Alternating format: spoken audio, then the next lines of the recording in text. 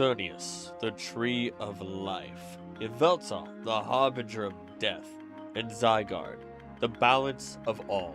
These beings rule as the gods of Pokemon's life cycle, but how did this come to be? Why is it that through side games and scrapped files we find the great tree of life itself to be alive, yet here it is nothing but a withered form that Xerneas takes the shape of? Why is it that Yveltal even exists in the first place, if it only serves to be a force of destruction? And how did Zygarde come to be as a being capable of neutralizing and defeating not just Xerneas and Yveltal, but any threat to the world's ecosystem, even humanity? Howdy there, I'm Krillic, and today we're reading another story by Keyscam, someone who I've looked at in the past and with their permission read their articles regarding Pokemon, deep dives into it, scrapped lore, and so much more.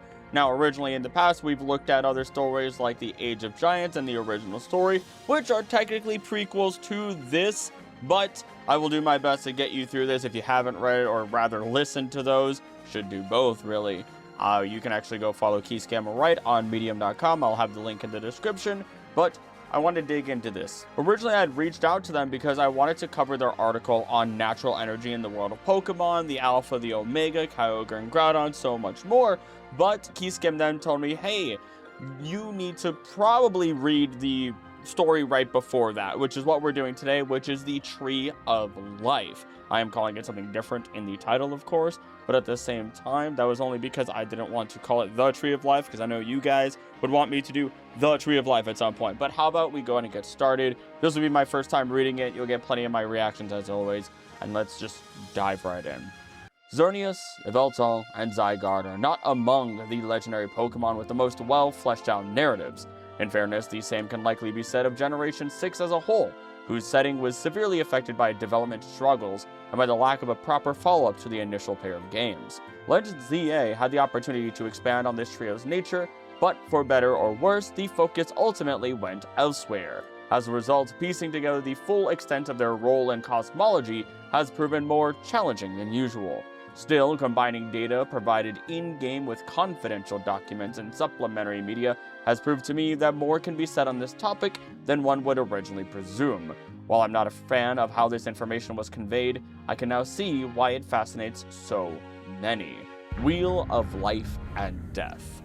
Back in early drafts of Diamond and Pearl, developers started to play with the idea of a Tree of Life which existed in the world's primal age. Almost concurrently, the movie Lucario and the Mystery of Mew introduced its own take on the same concept. With its seed planted by the Lake Trio, its roots and branches would have soon covered the whole planet, spreading the spirits and birthing new life forms as they imbued inorganic matter. Explicit mentions of the divine plants were ultimately omitted, but the implication may have been present nonetheless. Life on Earth still arose according to the legendary Pokemon's blessing and design, its various kingdoms thriving on lands, oceans, and skies. In fact, the reason this entity is apparently absent from this setting may be simply because no one remembers it. The same original script also stating it was ultimately cut down as its main body continued to grow uncontrolled. This already makes me think of Calyrex in the DLC of Galar, and how he flat out states, or rather it flat out states, that once it stopped being worshipped, that it lost its power. And this goes into a lot of classic stories where you get into these gods, especially in D&D when I played it at least, where when a god stops being believed, it loses power and eventually it dies. One of the few ways that a divine being, rather than a god itself, can die. And that gets into a whole different idea here that we'll probably cover later on, and if we don't, that's okay. Even admitting life could continue to flourish in the absence of its progenitor. However, one fundamental mystery remains on its evolution. It is easy to imagine flora stemming from a first great tree. Perhaps plants had a slightly different evolutive history compared to our world, trunked species firstly arising on land before seaweeds colonized the waters. Microorganisms featuring chloroplasts may have similarly appeared as adaptations of smaller algae, eventually losing their photosynthetic properties as the atmosphere was enriched with oxygen. Even fungi may have started as a branch of plants, looking at how many mushroom Pokemon are classified as grass types. But where did animals come from? Mew, the kingdom's common ancestors, have a distinctively mammalian anatomy, so it is a stretch to posit an evolution from unicellular protists. The existence of shaman also suggests the Tree of Life could produce hybrids with floral and animalistic features. In order for these structures to appear, some sort of blueprint was required. Almost a decade after its first conceptualization, the Tree of Life debuted in Super Mystery Dungeon, described as the source of vitality at the core of all living beings. It seems the divine plant has somehow survived in the worlds of this secondary setting. Perhaps it was never killed since the dawn of history, incessantly pouring life in the veins of the planet. Alternatively, this is a second seed that germinated after some unspecified world-changing event. Be it as it may, we get the chance to look at its rainbow foliage in all its glory. The same vision is reflected in the horns of its avatar. As per the description from the game, it's an extremely large tree somewhere in the world, and it's called the Tree of Life. It's the source of the vitality that is the foundation of all living things. It is breathing life into the world at all times.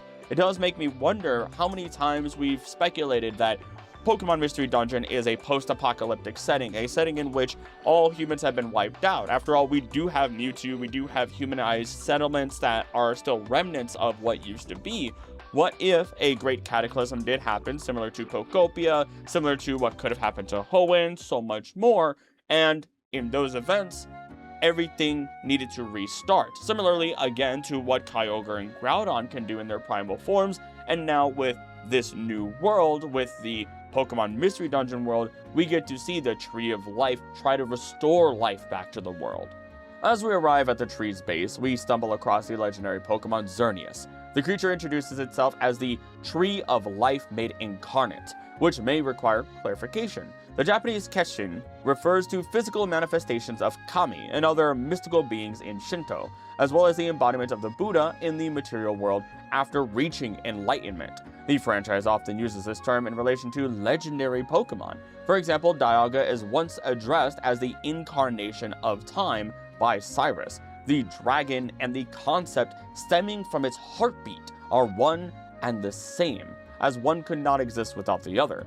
In the same vein, Xerneas is the Tree of Life made flesh, and the Tree of Life is Xerneas in its truest shape. This isn't something the scenario writers came up with independently. Internal documentation from NewSnap similarly equating the two. Then the notion likely holds true in the mainline setting as well. As we read there, I am Xerneas, I am the Tree of Life. The Tree of Life made incarnate. I already love this idea. I know I'm going to be inputting a lot of ideas here, but this is something I've talked about multiple times over. The connections of legendary Pokemon to Shinto beings, and even how characters like Cyrus, how Volo, how Lysander have achieved or attempted to achieve enlightenment, Buddhahood, reaching a form of Shinto enlightenment to the point of becoming a kami, and how or if that shows in their character, which would really love to make a Lysander video, like dedicated, because he is by far one of the most interesting characters, bar none, when you look at the entire arc of his life. The deer is emblematically addressed as the life Pokemon, sharing everlasting life with its horns shining of 7 colors. We see this as it switches from neutral mode, or relaxed mode in direct translation, to active mode. In battle, the original plan was for different shades to be displayed whether a physical special or status move was used, but this wasn't ultimately implemented. Similarly, the signature Geomancy or Geo Control was at first intended to grant its blessings to allies, before it was reworked as Xerneas absorbing energy from the land to boost its stats. It returns to be a multi-target move in spin-offs. Much like the Tree of Life before it, this legendary Pokemon bears the innate power of spreading life force to its surroundings, and we do get to see it use this move as it was originally intended within the Diancie movie, as it grants life to Diancie and actually allows it to then Mega Evolve. So the concept isn't completely gone. As we read directly from the files, or rather from the games, when the horns on its head shine in 7 colors, it is said to be sharing everlasting life. The user absorbs energy in Geomancy and sharply raises its special attack, special defense, and speed stats on the next turn. It is possible the connection was originally meant to be more concrete, even in X and Y. Both the reveal trailer and the game's title screen show Xerneas in front of a massive tree in an otherwise unseen forest. Concept arts similarly depict a great tree as the symbol of the Kalos region, quote unquote. Perhaps at some point in the development, we were meant to explore the surroundings of these woods as ancient offshoots of the Tree of Life that survived across the ages. Developers' notes confirm the intention for the players to climb a quote-unquote giant tree, where we could have set a secret base and meet the fauna living on its branches. At the same time, many of said trees, presumably smaller, were meant to be scattered across the map for us to collect berries and scout for Pokemon from the top of their canopies. These were probably meant to be encountered on Route 6, which is labeled as the Avenue of Giant Trees in the early files. Which sounds amazing. Imagine going into basically proper Fortree City, right? Either Fortree City or going into, again, this idea of how the world would have been, where all these great trees that share life, almost like the Wood Wide Web, but even more directly across the board, existed. And we could travel across them. It could also imply entirely different things, right? Where we find a world in which AZ could have chopped these trees down as his first moment of, I don't care about anything but my Floette. Nothing else should be allowed to live if I don't have my Floette, because there's no point. And now we lose these trees. These big symbols of peace and life incarnate, now gone. But that's just another idea that came through my head. That being said, the implication would be that Xerneas served as the basis to model all animal life, just like the tree itself did for plants. The Tree of Life had etched the features of the deer in its genetic code from the very beginning, and that would be why both Shaman and Mew are distinctively mammalian in appearance. From there, evolution simply worked like in the real world, even if not exactly matching. Not to be confused with the homonymous metamorphosis most Pokemon can go through, evolution in the Darwinian sense is indeed a mechanism established to occur by numerous Pokedex entries, even covering edge cases like the Remoraid and Octillery, which are addressed to be distant relatives of Omastar, despite the fish-like appearance of the first stage, which I've kind of gotten to the point where I'm just kind of considering it a fry or a plankton of sorts in a weird way, but you know, I'll get to my own Tree of Life in the future at some point. In the same way, Sizzlipede and Scorpy share a common ancestor, just like Pikachu and Pachirisu. These are just some of the mentioned examples, through which we can reconstruct a metaphorical tree at the beginning of which Mew stands.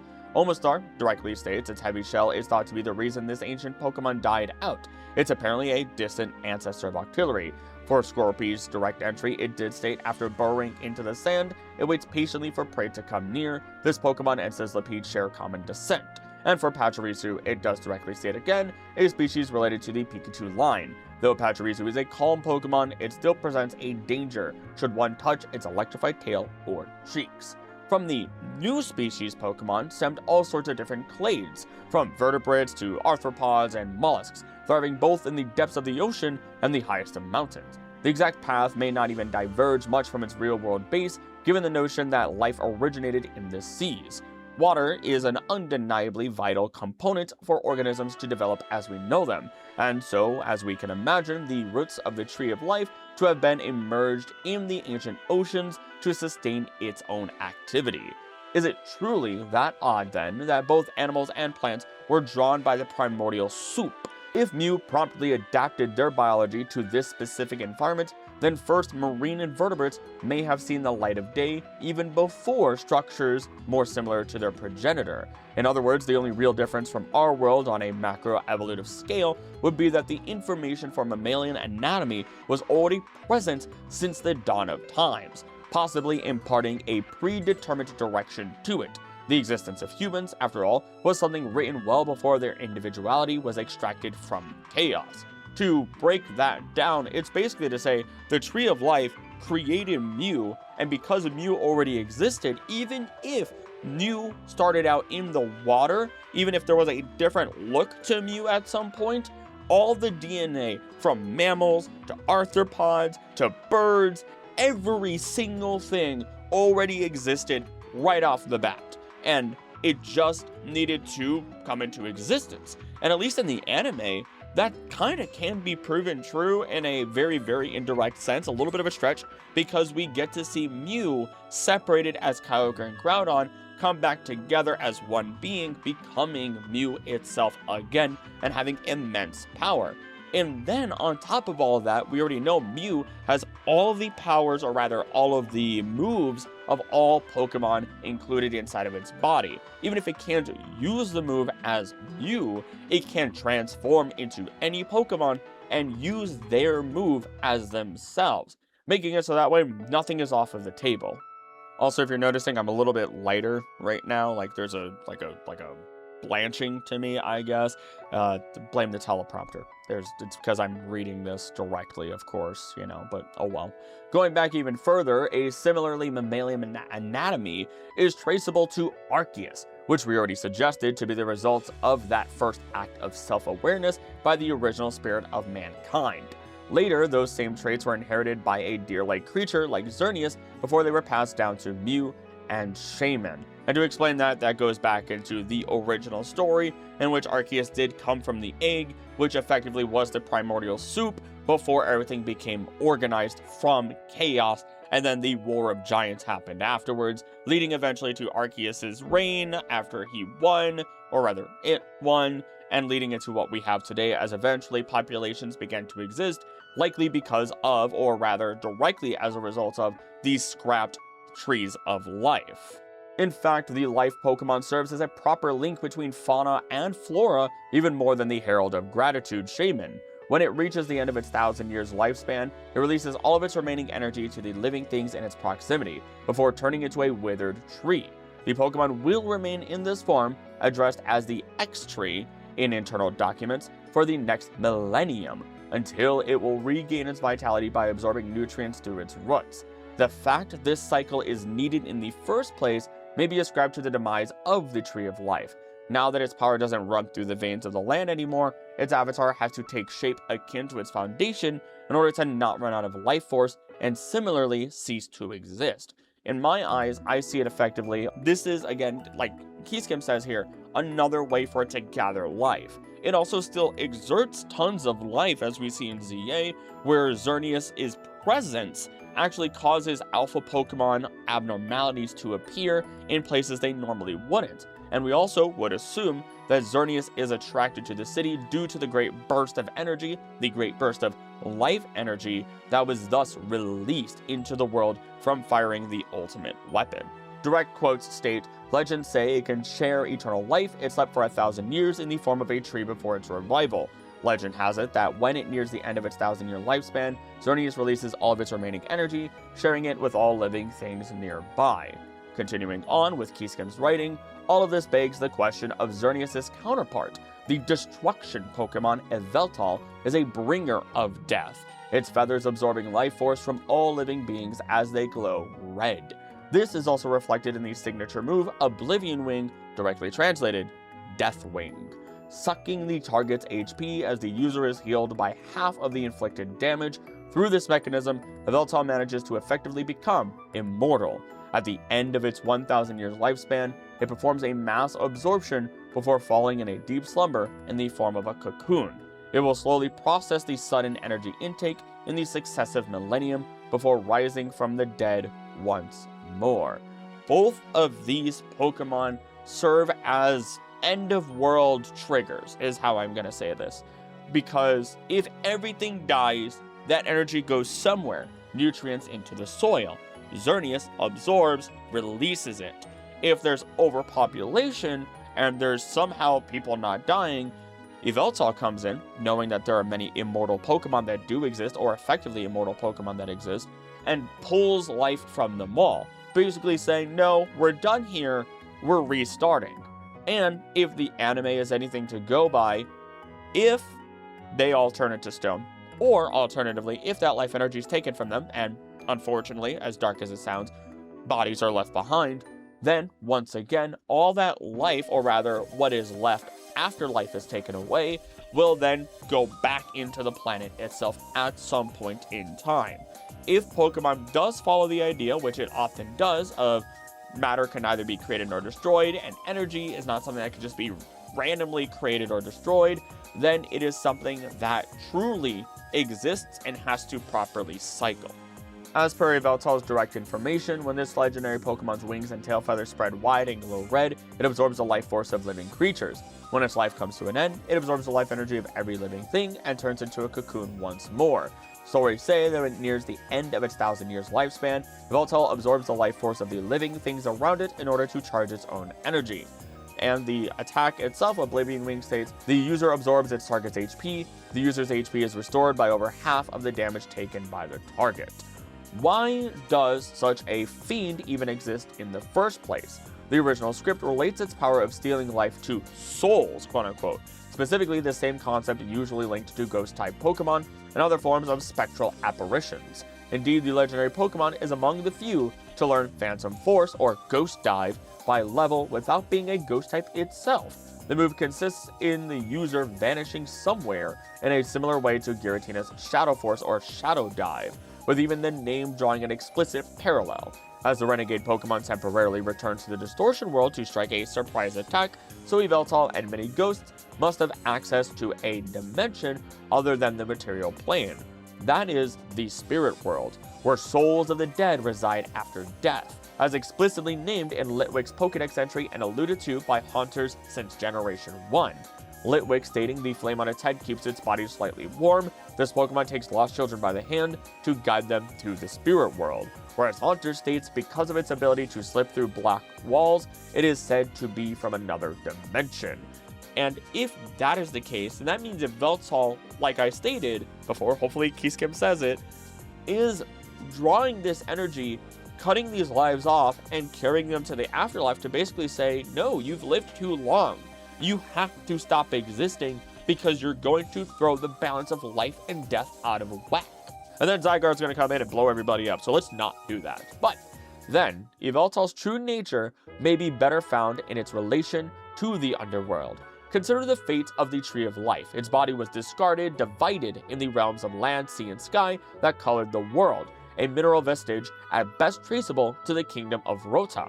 Its heart is still vividly present in the spirits of all its creation, but what was of its soul? On a planetary level, the Tree of Life was effectively the first being to perish. Death may have not even existed as a concept in a world bathed by its immortal radiance. When its trunk fell to the ground, it may have sought repair as an instinctual reaction. After all, if all life possesses the instinct to survive and multiply, its progenitor likely shared the same trait. Like that, its soul may have slipped through the cracks of space and time, casting a world devoid of death where it could have continued to exist. Very little is known about the spirit world, other than souls eventually strand here after the death of their bodies, occasionally manifesting back in the material world as ghost-type Pokemon with stereotypical shapes. It is implied, however, that a certain degree of organized society may have developed in the afterlife. The Reaper cloth is more accurately a spirit world cloth, the weaved fiber imbued with spiritual energy, betraying someone is weaving it. The item allows Dusclops to evolve into Dusknoir when traded, and the Pokemon do appear to be autochthons of the other world. That's a new one for me. The latter are charged with ferrying lost souls to the other side by someone or something sending signals to their antennae. Perhaps the Reaper cloths are crafted by Dusclops ready to fulfill their duties, the dimensional shift to the material world triggering evolution in place of the artificial trading machine.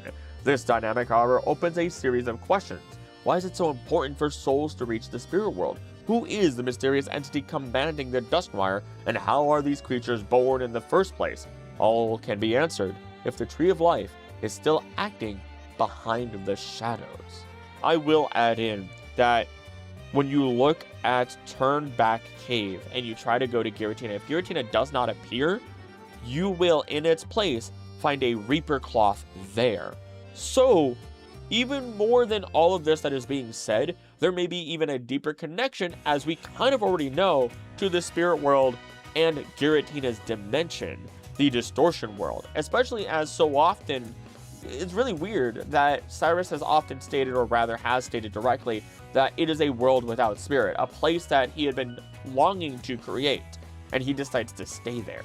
Just a few more direct quotes just for posterity's sake. The Reaper cloth states, a cloth imbued with horrifyingly strong spiritual energy. It is loved by a certain Pokemon. And Dusknoir, the antenna on its head captures radio waves from the world of spirits that command to take people there. It comes and goes between this world and the afterlife. People fear this Pokemon because it is said to suck in lost spirits and take them along. When the first seed met its end though, its soul tried to cheat death by casting a realm beyond sight. From here, this hypothetical quote-unquote tree of death may have continued to administrate life, only from the opposite perspective. Firstly, it sent an incarnation of destruction to the realm of the living. Yveltal is a required counterbalance to Xerneas, especially when considering their mirroring cycles of death and rebirth. Each time the life Pokemon turned into a tree, it invested the world with everlasting life force. This would soon result in uncontrolled overpopulation if it wasn't for the destruction Pokemon stealing as many souls at the same time. Like Xerneas is the tree of life, Yveltal is the tree of death. A dark footprint left on the fabric of space-time. See what you did there, fabric of space-time.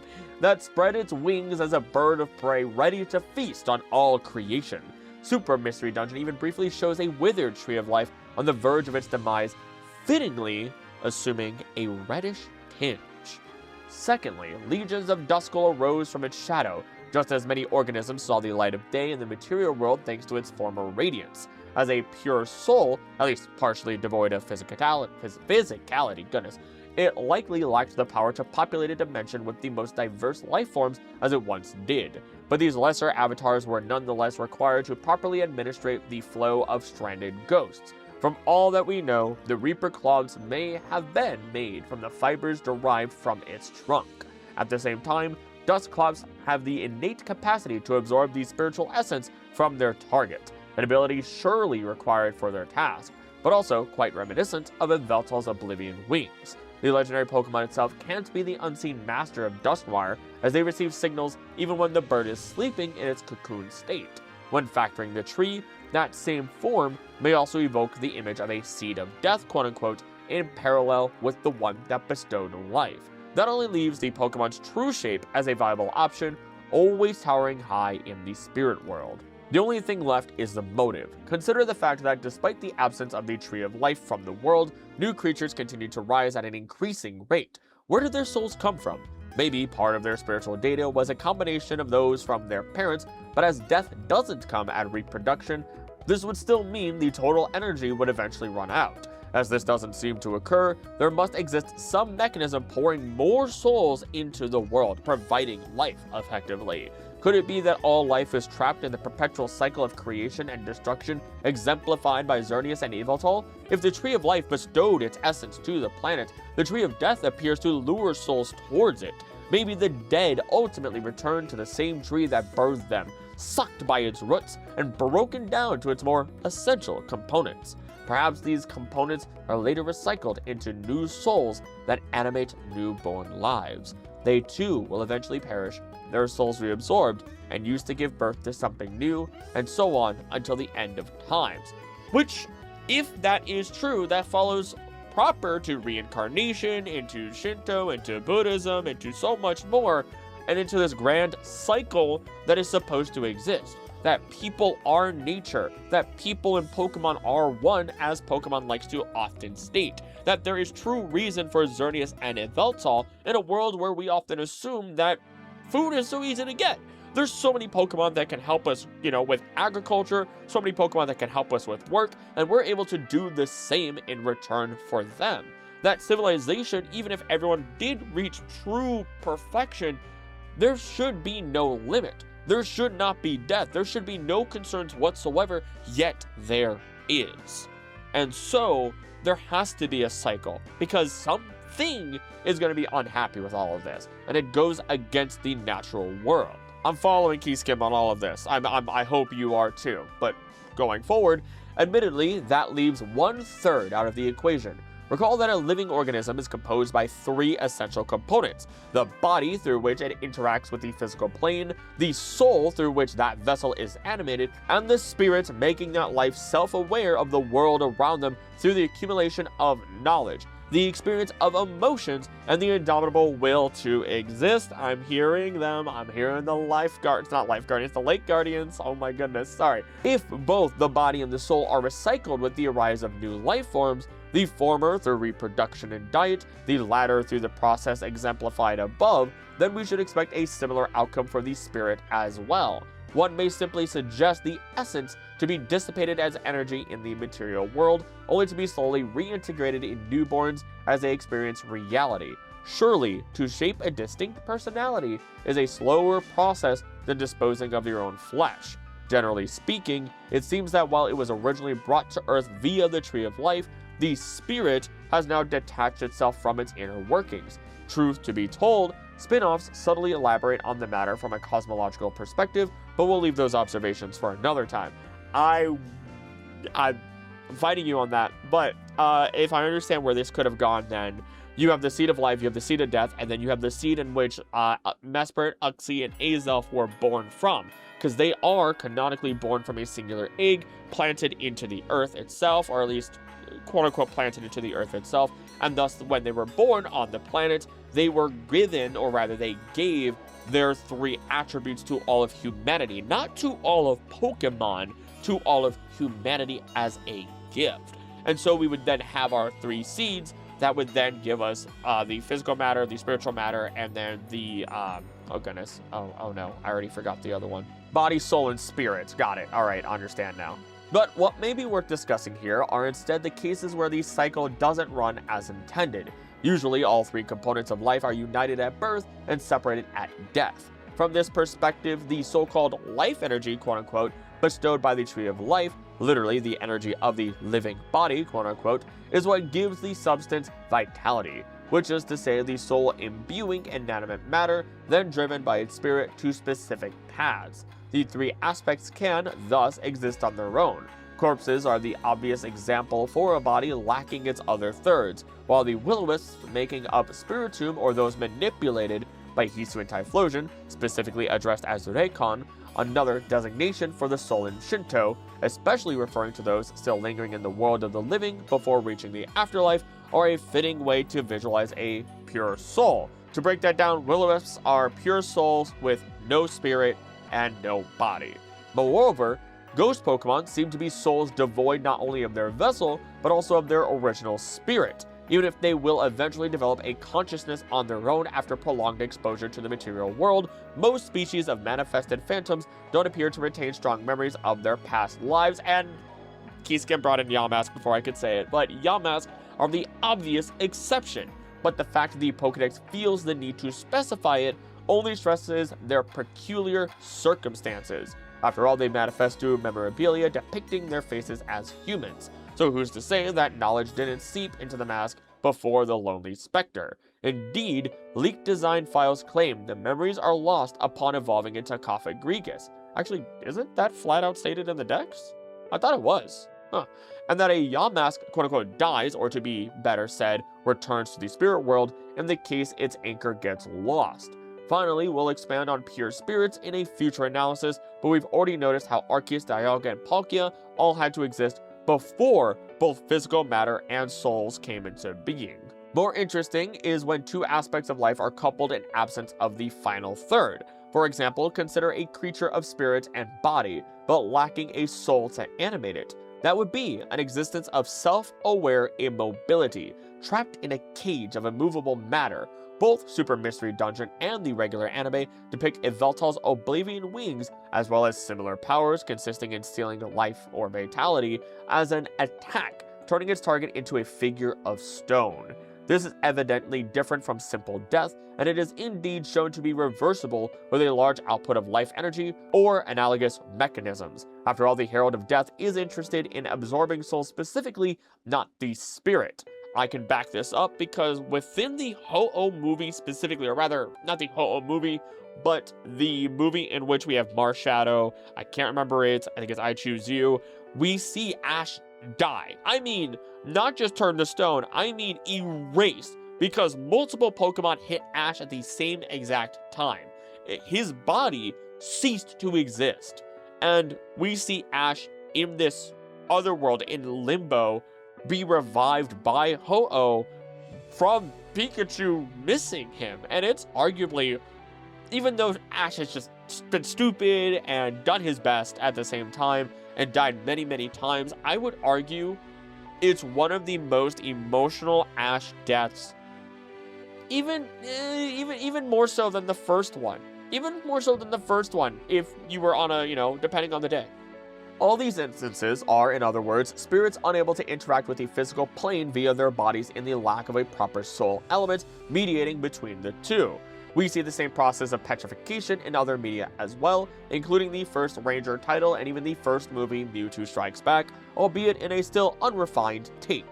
Mainline games aren't left out either. The stones on Kalos Route 10 are the glaring example, still emitting a feeble energy trace testifying their vitality after millennia. Even Zacian and Zamazenta ended up as stones in their slumbering state, only briefly managing to project their spirit in the immediate surroundings. And I can back this up because when we look at the Pokemon Adventures manga, we get to see Tyranno basically flat out state these Pokemon can come back to life even though they've had their life energy taken from them.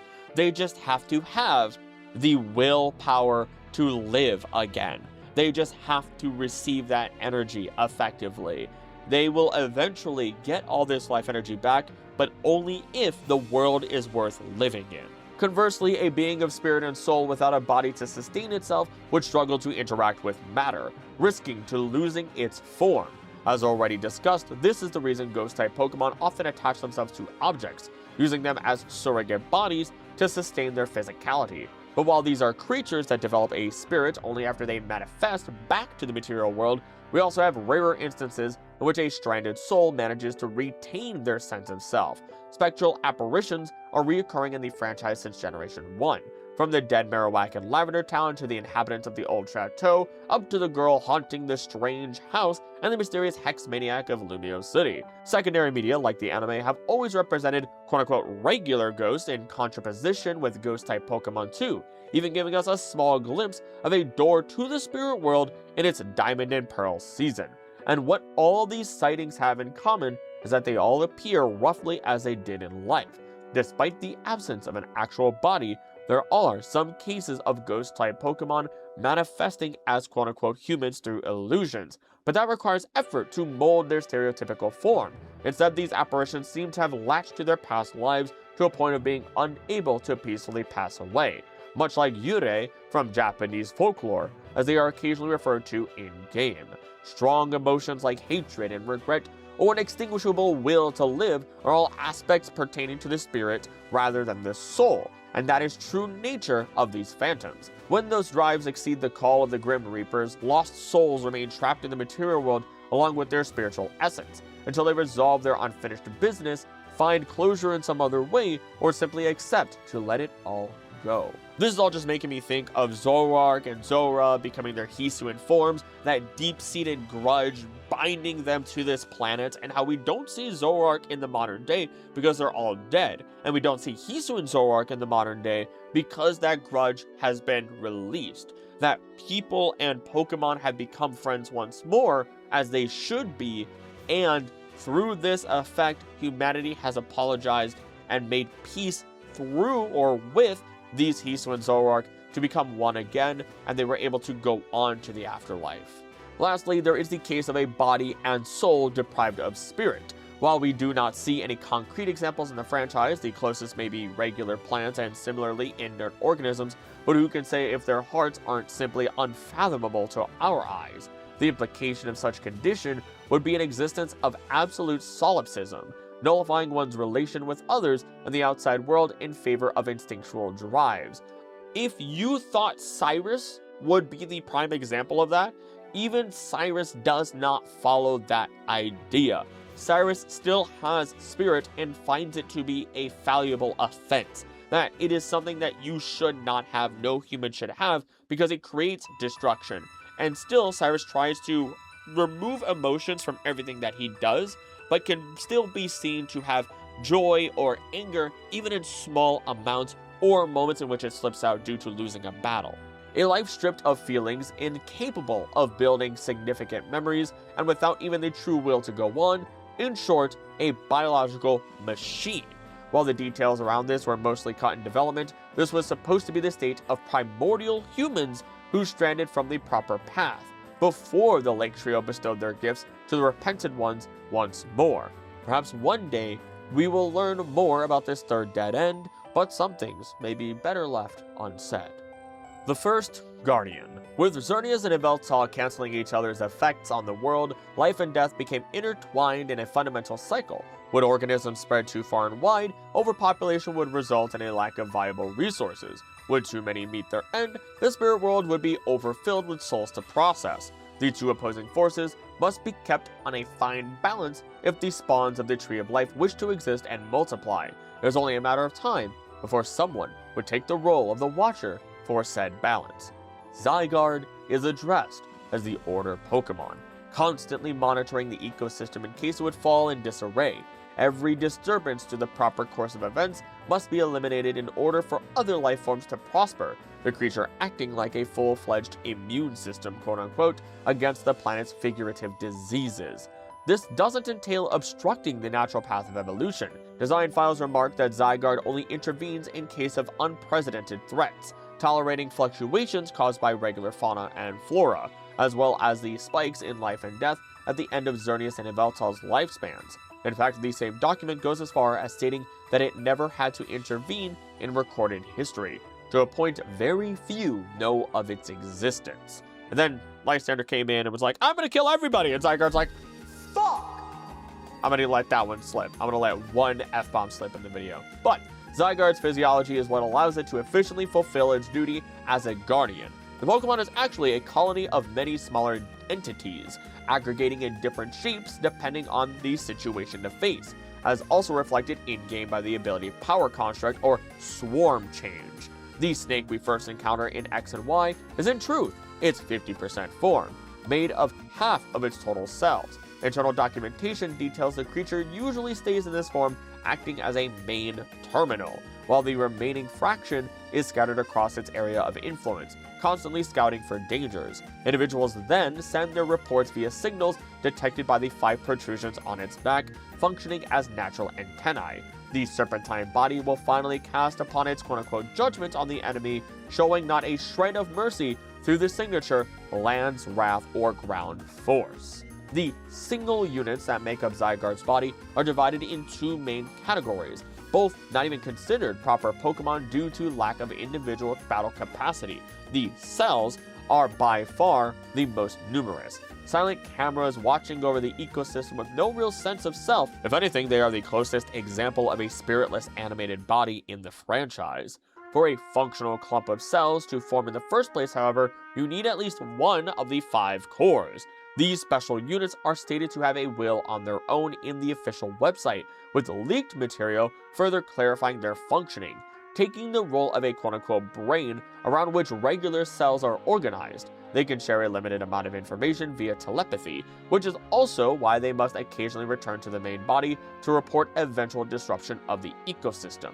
While a single Zygarde core can make a functioning vessel, more complex structures, such as 50% form, usually require the coordinated work of more, although this is only reflected in-game by assigning to each of the 5 units a particular move the Pokemon will be able to use once assembled. In fact, internal documents state that as cores have an individual personality, decisions within a single body are chosen by the vote of majority. It's like think of it like Doduo. Yeah, think about Doduo. It's like, hey, these 2 heads, you have to cooperate together, otherwise we're not going anywhere at all. For direct quotes, the official website states each of Zygarde's forms are made by gathering together its cell-like components called cores and cells. Neither cores nor cells have the power to battle on their own as individuals. Only when gathered together can they take action as Zygarde.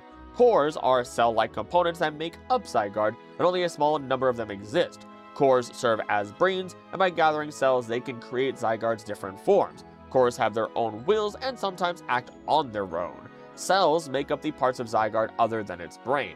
There are many more cells than there are cores, and they exist all around the Alola region. Cells do not possess wills of their own. They act in accordance with the orders of a core.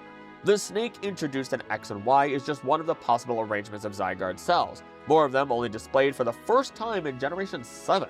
For example, a smaller clump can gather around a single core to assume the anatomy of a canid, a dog. This 10% form is described in internal documentation as the form of quote-unquote monitoring, aggregated as soon as the unit sense a possible danger for the ecosystem in a localized area.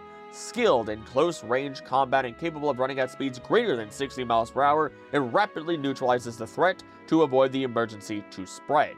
Moreover, since only a limited number of cells are employed, it is possible for Zygarde to control multiple vessels at a time, although leaked files claim such small clusters usually fall apart under 5 minutes. These same documents also notice how the dog is just one of the forms Zygarde is prone to take, but it can theoretically mold itself to look like other small animals depending on the specific situation.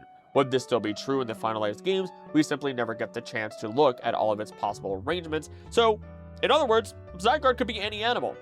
And since it is a Pokemon that absorbs energy from the planets, and considering we know that for a fact that it can naturalize any form of energy that has existed on the planet, as we see it use a Z move at the end of Legends ZA, then effectively Zygarde could probably turn into any form of any other animal, or rather, since animals quote-unquote don't exist in Pokemon, corals exist and plankton exists, and so much more that I don't want to get into here to detract too much. That would effectively mean that, just like Mew, just like Ditto, Zygarde can effectively transform into any Pokemon, or at least mimic their physical arrangements. And that's pretty dope. Finally, all cores and cells can reunite in a single body as Zygarde assumes its complete form, or perfect form. This giant humanoid is internally described as the form of military intervention, only appearing when the 50% form isn't sufficient to deal with the danger threatening a whole ecosystem. Design files elaborate on its functioning, one core nesting inside the head, imparting orders to those in the wings, although everyone retains some degree of autonomy during a fight. This is a last resort against the enemies of the planet, with the documents explicitly including humanity would it drift too far from peaceful coexistence with nature. Oh my god, I love it. Which, that was something that I talked about recently in what would happen if every legendary Pokemon went rogue, right? It would have to reach a point where humanity is sitting here and saying, oh, we are just going to do whatever we want out of greed, out of wrath, you name it. And Zygarde has to pop in and just pimp slap all of us. For this reason, its signature move, Core Enforcer or Core Punisher, is intended to finish the target in a single blow. A ray of doom meant to annihilate their vitality with no chance of escaping, even bypassing its ability. The same documents also note how Zygarde at 100% of its power can easily surpass that of Xerneas and Yveltal, acting as a safety net in case their cycles start to go unbalanced. While this never actually occurred, the Pokemon is designed to contrast their energies even at 50%. The ability Aura Break. It can then take in some power to neutralize Xerneas' Fairy Aura and Yveltal's Dark Aura, preventing them from boosting the moves of their respective types. Cut content only doubles down on the implication. The original plans for a third title set in the Kalos region involved the incarnations of life and death to go rampant, to which Zygarde would have responded with 2 different complete forms, specifically shaped to counter the 2. Xerneas would have been preyed by a great wolf, shaking the land with its 1,000 waves, while Yveltal was hunted down by an anthropomorphic archer shooting its 1,000 arrows. Getting deeply into, oh god, a million people have told me to do a video on this, the Greek mythology and a bunch of stuff, and how much that directly relates to it all. Correct me if I'm wrong, tell me for 1,000,001 times. I have to be corrected sometimes. As production changed and the game was cancelled, these 2 forms were likely reworked in the 10% and the complete form we know today. The 2 moves made available from specific cores without the original implication. Still, a connection between Xerneas, Yveltal, and Zygarde undeniably exists in the finalized games, which begs the question of its real origin. In Sun and Moon, we learn of the existence of the Zygarde Cube, a small object in which we can store the totality of the Pokemon cells and cores. While this may look like an artificial device at first glance, Professor Sycamore has actually quote-unquote found it somewhere in Kalos, betraying this is at least not a byproduct of modern science. Internal documentation largely elaborates on its nature, alternatively labeled as Zygarde Nest. Oh. The cube is allegedly made of a mysterious substance like anything seen in nature, and Zygarde's components willingly go inside it. In fact, much like a Pokeball, the units shrink as they enter the box, to a point developers affirm this notion may unravel the mysteries of Pokemon biology altogether. Furthermore, the cube is established to share a deep relation with a second mysterious mineral. To clump Zygarde's cell together, we can manually add those stored in the cube to a specimen in our team.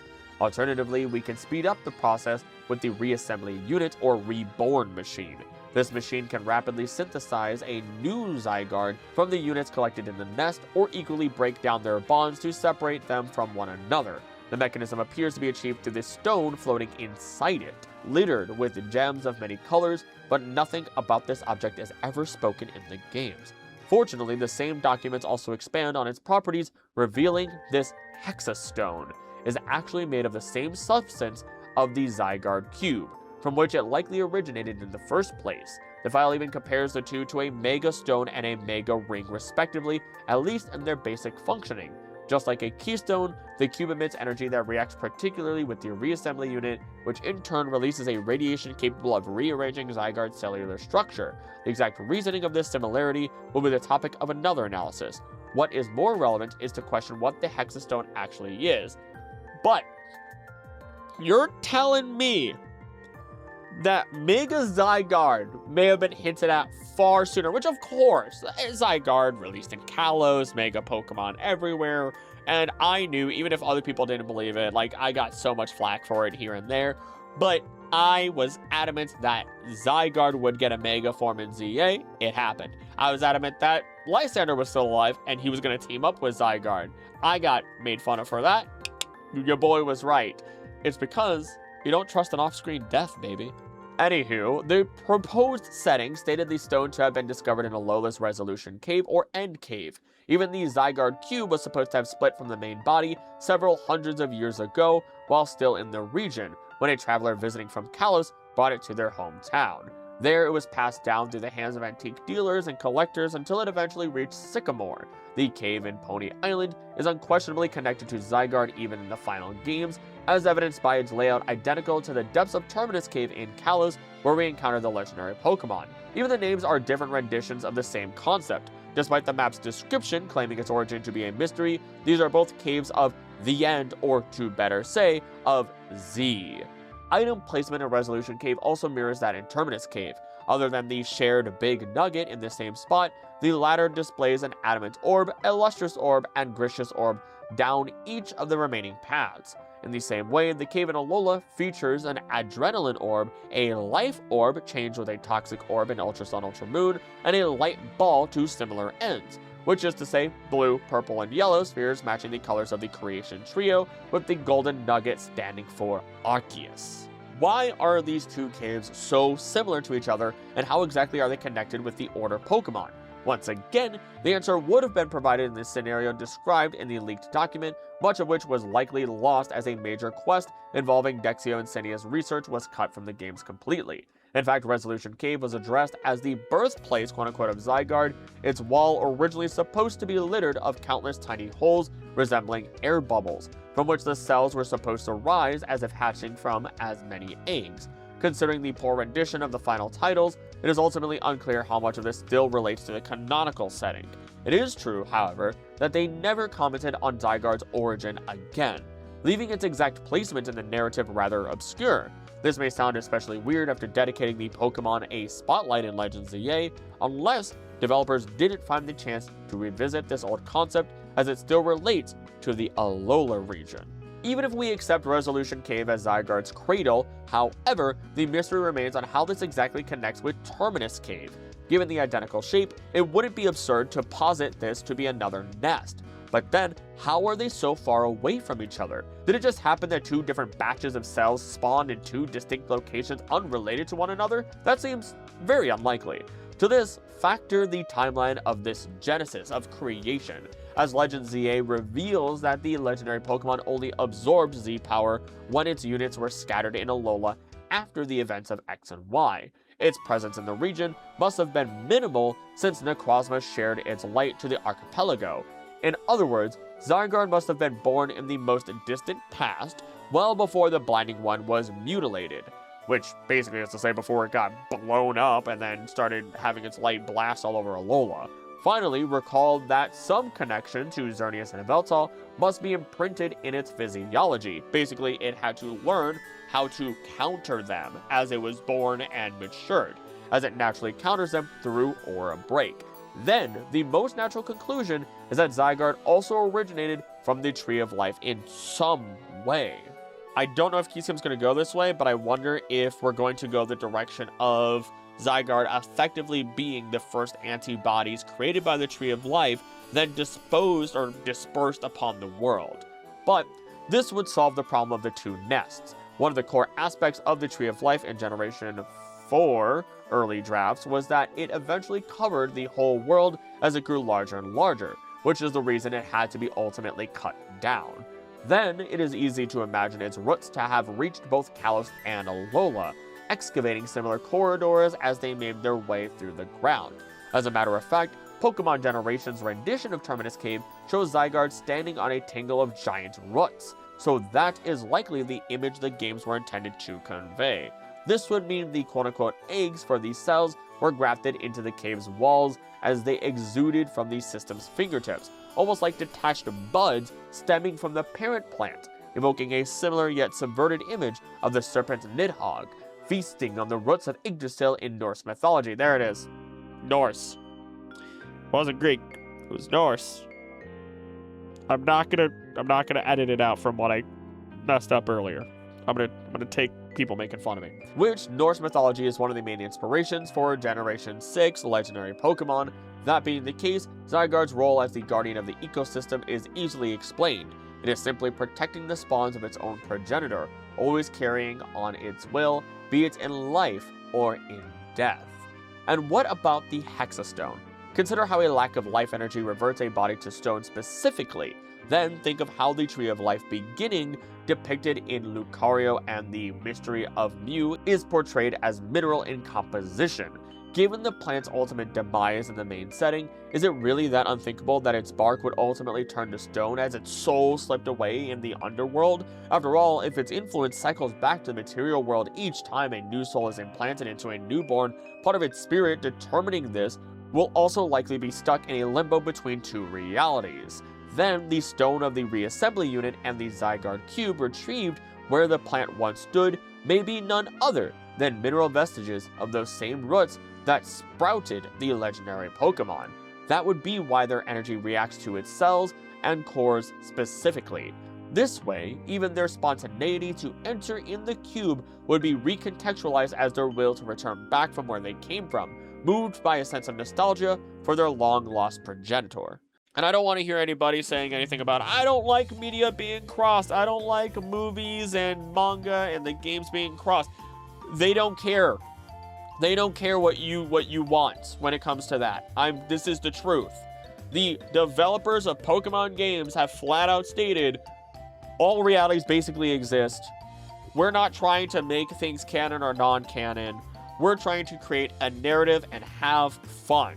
So by that fact, by knowing this fact is true, then all of this is connected. All of this has some ties and some level of connectivity that can give us this greater picture that is being painted for us by Keystream. But I want to continue.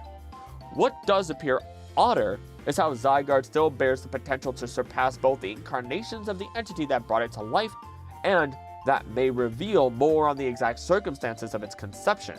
After the war against the Giants, all previous attempts at sprouting a seed of life resulted in failure. Who could tell if Earth wouldn't follow the same exact path?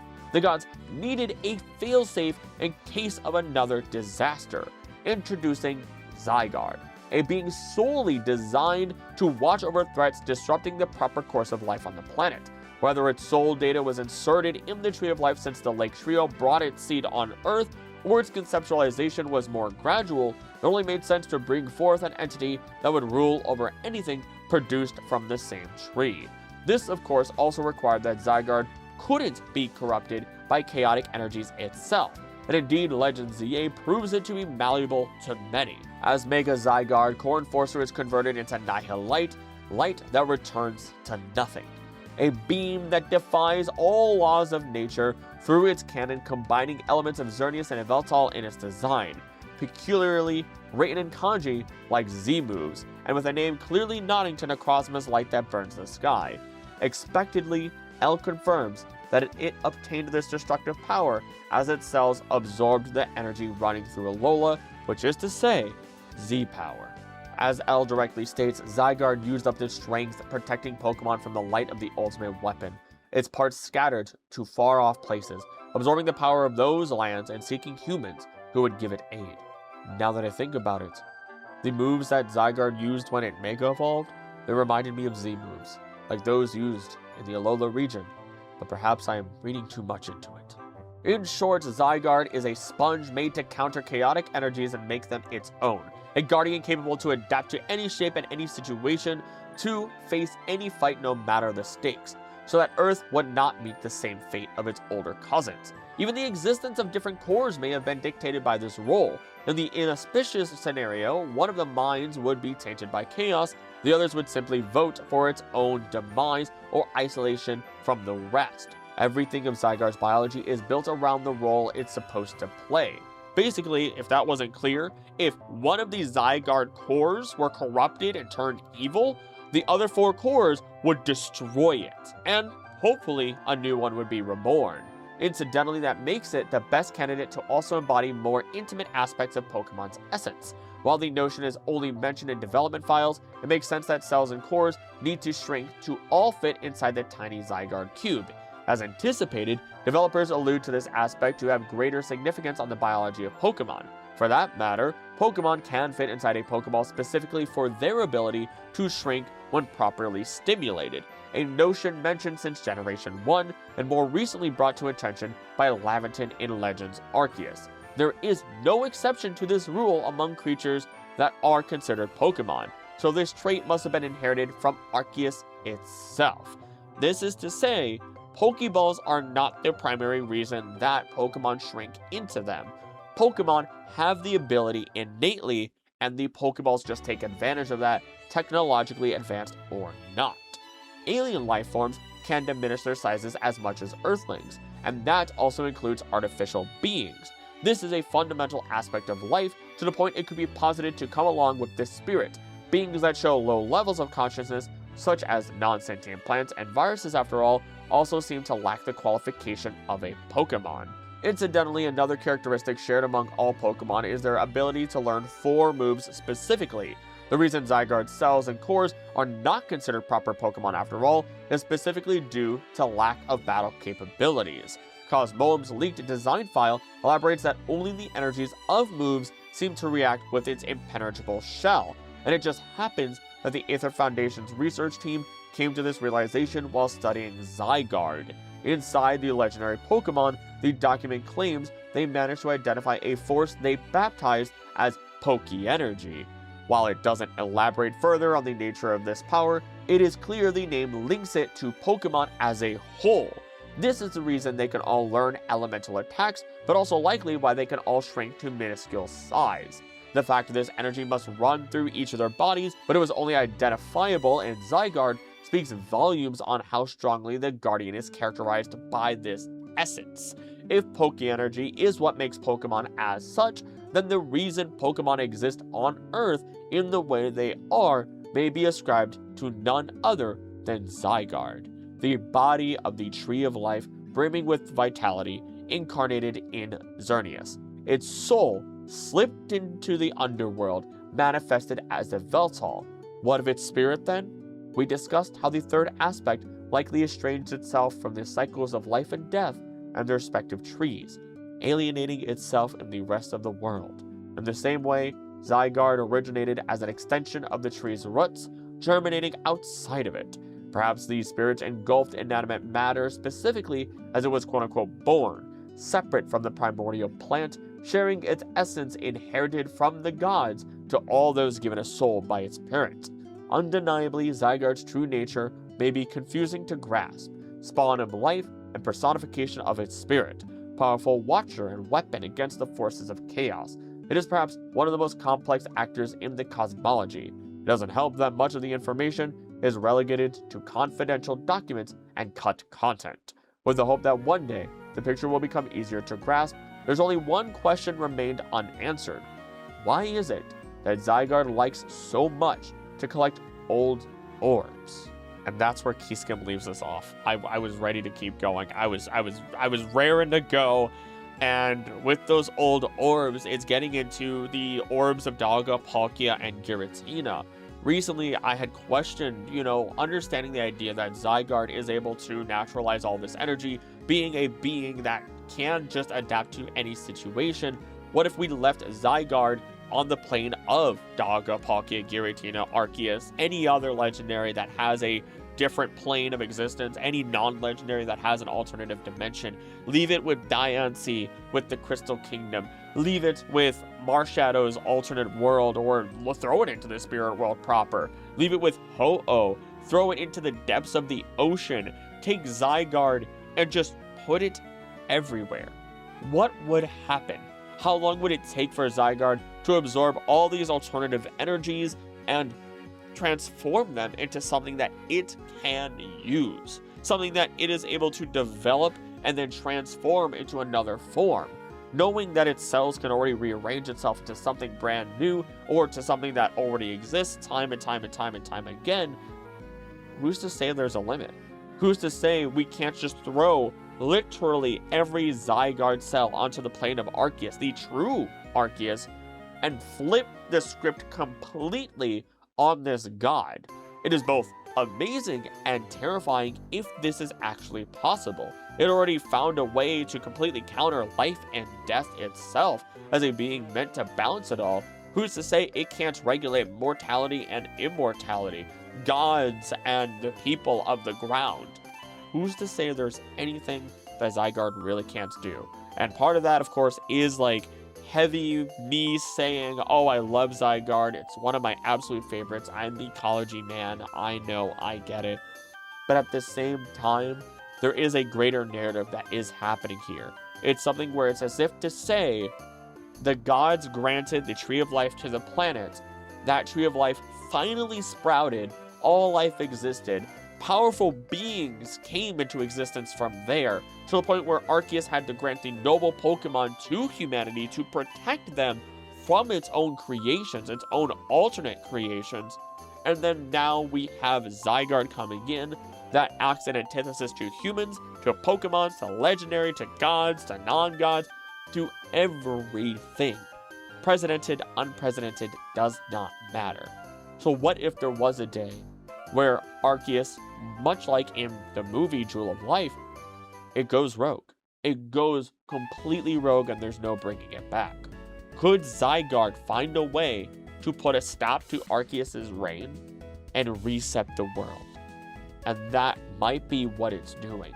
Why it's collecting these orbs, to then counterbalance and say, no, it doesn't matter if you are a greater deity, you will be subjected to balance, to order itself, because that is what Zygarde represents at the end of the day. A perfect balance of the ecosystem, large, small, cosmic, and beyond. So I'm pretty sure this was supposed to be like a 30-minute read, and it probably turned into about an hour, and I had so much fun with this. Please, I say it again, go check out Keyskim over on Medium. I also want to say, now that we're at the end of the video, thank you so much for watching. If you enjoyed this and you're new here, I was just rolling through it. There's plenty of other videos just like this that I'm sure you'll enjoy, especially the full other 3 videos that I've covered on Keyskim already. And I have one more that I really want to do, at least for now. We'll probably look at more in the future because I've gotten plenty of permission, but make sure that you do subscribe. In addition, let me know any thoughts that you have regarding the content, anything that you would hope that would happen in the future with Zygarde, or any legendary Pokemon for that matter. I love reading comments. Plus, they help boost the almighty algorithm. I realize now that I left out the highlighted comments on the last video and this video. We'll get you next time. I've just kind of been in the zone and I'm sorry. I also want to say, not sponsored, but I do want to at least throw it out there right now. If you're looking for G Fuel, your boy is now affiliated with G Fuel. Go get yourself a 30% discount with code Krillic. It's really nice. They kick stuff back my way, and I'm really excited. Maybe if they like me enough and you guys, purchase enough, maybe they'll look at me and say, yeah, you're allowed to make a flavor. And then I'll do something ridiculous. I don't know. We'll make something interesting and good and delicious. But I also do want to say thank you to members of the channel who you do see on screen right now. With their assistance, I'm able to deep dive into multiple different subjects and make sure I'm bringing quality content to everyone. I am planning on doing a little bit of a different editing with this, something where I am less on screen, at least for this, and there's a lot more B-roll. Let me know how you felt about it, because, you know, I might do that more for deeper readings like this to just make it more immersive. We'll see overall what I end up doing. But if you want behind-the-scenes info, early access to videos, and members-exclusive videos, like a list that is just constantly expanding more and more right here, then it's not that small. It's actually like, what, 6, 7, 8 videos? Then become a member for as little as $3 a month. But I'm going to stop rambling.